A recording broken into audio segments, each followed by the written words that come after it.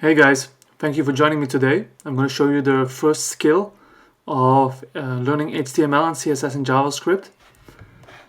So we're going to start with opening Visual Studio Code and making a new file if it's not automatically open.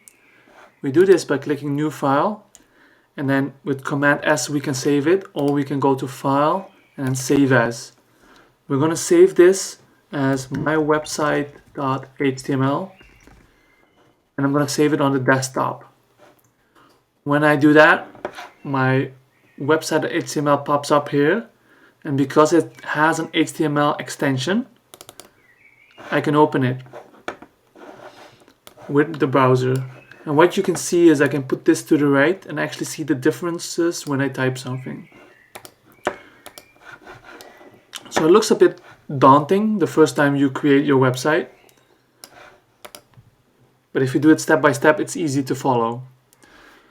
So the basic template that you need to create an HTML website is actually telling the computer that you're creating an HTML website.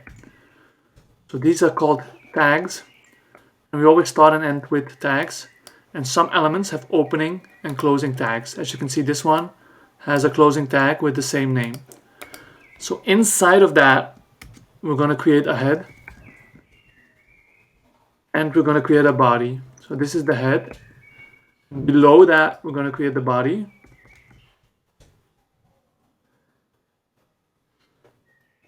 Inside the head, we're going to create a title element. I'm going to call it Cool Website. And if I save it and refresh the page, you can see that this has changed to Cool Website. Inside our body, we're going to create an input element. And we're going to create a button.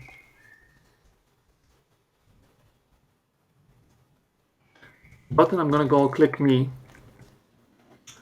To refresh the page, you will see an input element where I can type some information, and you can see the click me button. So that's how easy it is to create elements in HTML. Now there are many HTML elements, and you can go and play with them. I'll send you the link. But also we can add style to these elements. So below the button, we're going to create a style element. And inside the style element, we're going to write CSS code. It's a different language, so I had a different way of writing it, which we call a syntax.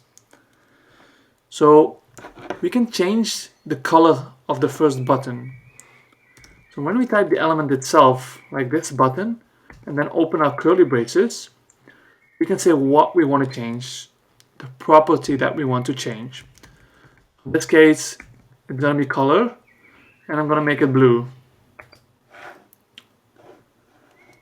So if I refresh the page, you will see that the color has changed to blue. This is not the same as the background color. So the background color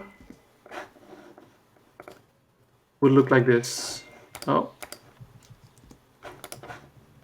like this. But we're going to change the color for now.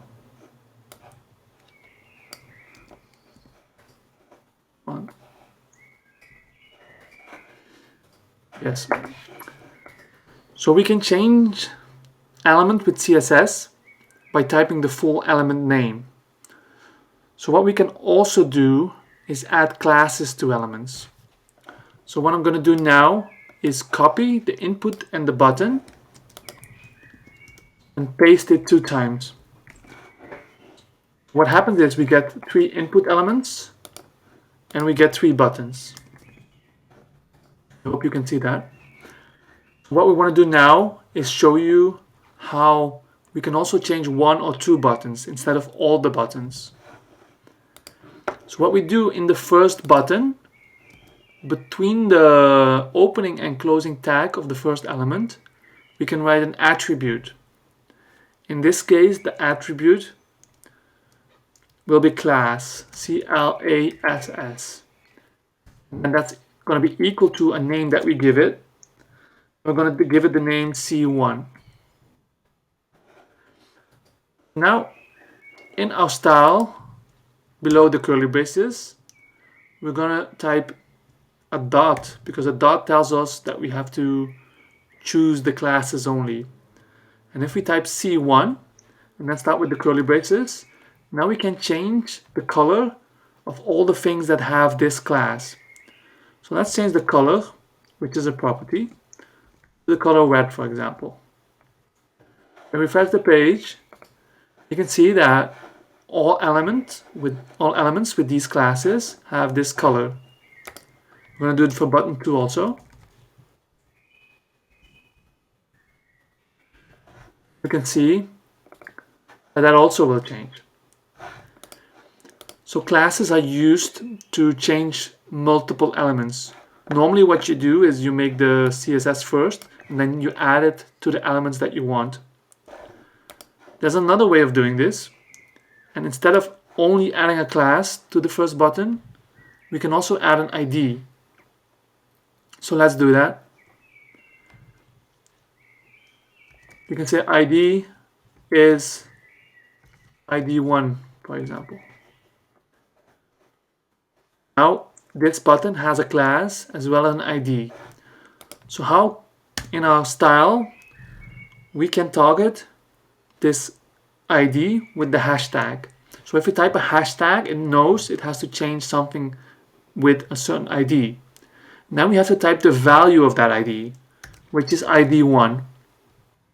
And we're going to say all the things that have this ID, we want to change the color to purple. What you will see is that actually changes the color to purple. So the cool thing about all websites is that you can actually see what's going on if you inspect it. So if you inspect it, I have it on a mobile version, so but this it should look like this. If you inspect it, then you will see the different styles that belong to a certain element. So I have to not just inspect the page, but inspect a certain element. So if I inspect this element by right-clicking on it,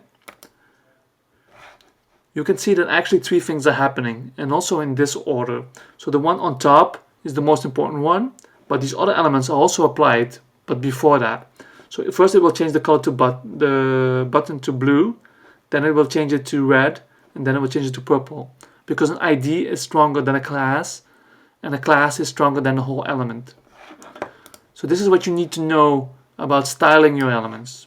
And of course there are many more options than just changing the color or the background color. Last thing that I want to show you is if you go to your browser and you go to the console tab, you can actually write JavaScript, because every browser comes with JavaScript. And in JavaScript, a website is called a document. So if you type document, you can see that the whole document is selected. If you type document.getElementById and then type the ID that you created, for example, we made one with the value ID1, it will give you back that button. So this way you could actually perform JavaScript or behavior inside your browser. And this is the way you would call an element, because once you call an element, you can do with it whatever you want. So to recap really fast, you can use HTML to structure your page and say which element you want on your page. Then you can use CSS to actually apply colors or a different layout to it. Then you have JavaScript, which actually applies interactivity to your web page. And those are the things for the first lesson.